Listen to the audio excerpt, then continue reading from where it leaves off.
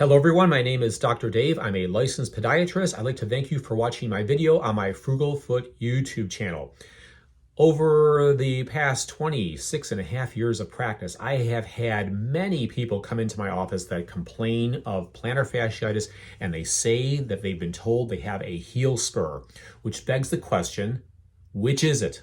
Which is the proper diagnosis? Are we dealing with a heel spur problem, or are we dealing with plantar fasciitis? Now, before we get started, I do want you to hit that thumbs up button.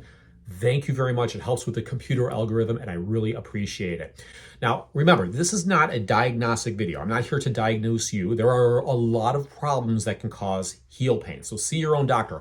We're just going to talk about the difference between heel spurs versus plantar fasciitis, and I'm going to give you my opinion on what I think is the proper diagnosis and why.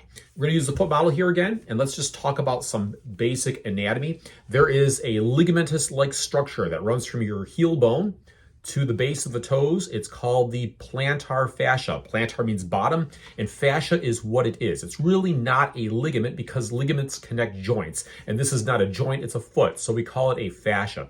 It's very thin, maybe 1 or 2 millimeters thick, and its job is to give some structure to the bottom of your foot and to help keep your toes straight. Well, it's not a rubber band. It's not supposed to stretch. It has a certain length, a finite length.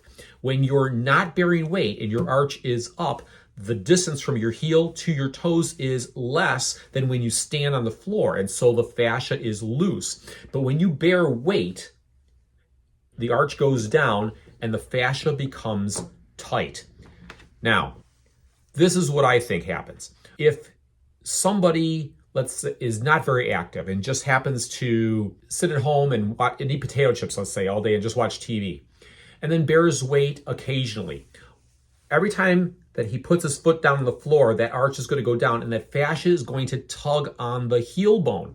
Now, in physiology, there is a law called Wolff's Law.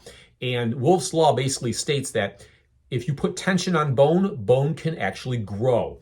So that fascia is tugging on the heel bone, and what happens? The fascia starts to pull some of that bone forward, and you develop a spur. Does that hurt you? You think about it, the spur is pointing forwards, not pointing down. You're not actually standing on a sharp spur. So I don't think that causes any pain. But what happens over time is that spur just can't grow forever. And eventually the person's going to stand on the floor and the fascia finally rips. Aha, now we change that word, plantar fascia, to plantar fasciitis, meaning inflammation of the plantar fascia. Now, what if you have somebody who's very active? Well, the scenario might be a little bit different. Perhaps they like to run. So they go out and run on it, and they don't even have time to develop a spur. It just rips.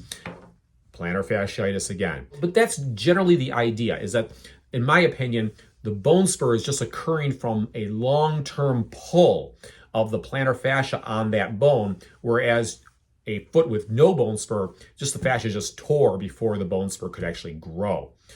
So, if you learned something from this video, again, please hit that thumbs up button. Also, don't forget to subscribe. Thanks for watching my video today. I'm Dr. Dave, and I'll see you on my next video.